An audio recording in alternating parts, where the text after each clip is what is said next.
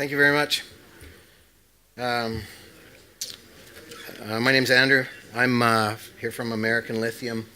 We are a Nevada-based claystone lithium project. Our group's done a couple lithium projects over the last several years. This is our first work in a sedimentary deposit. Try and figure out how this works. We have two projects in Nevada. Our first project is called Fish Lake Valley, FLV, and then we have the TLC. There's about 25,000 acres of ground. We're joining Global Geosciences. Global Geosciences yesterday announced their feasibility study and one of the lowest production costs of net of boron of lithium, comparable with probably the grade A lithium brines of South America. We're currently drilling the Fish Lake and surface sampling the Tonopah. Again, 1,500 hectares or acres of ground at TLC and about 24,000 at Fish Lake. We've identified two claystone belts. Our early test work indicates, and we don't have any sizes yet, we're in the process of drilling, but our early test work indicates that they are amenable to simple heap leaching. We've compared with Aqua Regia and just a low molar acid, and they both are statistically insignificant. Drilling permits are in place, and we hope to drill through the first and second quarter of next year, hopefully have a resource by end of second quarter next year. Pretty well a flat-lying area. Our Tonopah claims are about 5 minutes out of the mining center of Tonopah. We have access to fresh water, we have access to a labor force, and we have access to power. Unlike some of the problems with the brine plays, water's not a problem in our area. With the recent changes in strategic metals in the United States and the addition of lithium to that list, permitting has got a lot easier. In the past, where we were looking at having up to 2 years for an environmental scoping study being approved through the BLM, we can now get that done in under a year. We expect that will speed up our exploration and development. These are some of the surface samples that we have. This is a very early stage project. We have not done any drilling on the project yet, just some simple surface sampling. Most of those numbers in parts per million are taken from 18 inches underneath the surface, and the second set we announced yesterday were from just over a meter down. The reason why we don't take them right from the surface is because we're concerned with either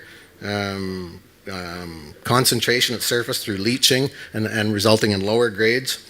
And so no statistical difference between our two sets of samples. So we expect that drilling will go well.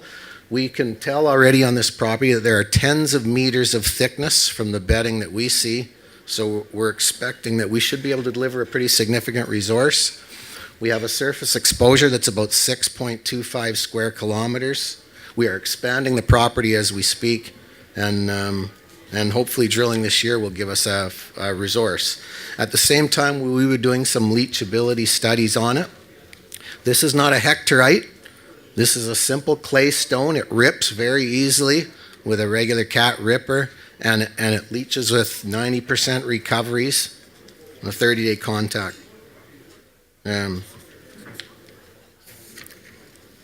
Fish Lake's a little more advanced. It's right beside Global Geosciences. We've done some brine testing on the property, and brine testing was inconclusive. Grades were low and considerably too deep. But as a consequence of all the work with Global Geosciences and their lithium boron deposit up on the hill that was drilled off in the 80s by US Borax, we've done a lot more work on the claystones to both sides of the valley. You can see where all of our projects are located. This is in the southwest corner of Nevada. Reno is about 200 kilometers to the north, and in the region we are about 2.5 hours from the Giga Tesla factory, Tesla Gigafactory, and right next door to Albemarle's Fish Lake, which is still the only operating lithium mine in the U.S., but is now down to 4,000 tons a year. I don't need to go through all of the particulars of lithium. I'm sure if you listen to Farhad Millennial earlier, he probably gave you all the reasons why lithium's still in demand and still holds a considerable price, around $13,000 a ton. We expect long-term averages may drop to $10,000 a ton over the next 5 or 6 years. But based on the work that's been done so far by Global Geosciences and by Lithium Americas at their Thacker Pass, we expect that the clays are going to produce between $2,500 and $3,000 a ton, much like the Tier 2 brines. Why Nevada? It's a great mining jurisdiction. There's a lot of heap leach mines that operate there. Permitting is very simple. And it's very stable. There are a lot of lithium deposits in Nevada that are getting explored at the present time. Global Geosciences is hoping to have their feasibility done by November of this year. They're planning to produce 25,000 tons a year of a claystone project at net of boron credits, $1,800 a ton. It is a heap leachable lithium claystone, and maybe the first lithium mine second lithium mine in Nevada.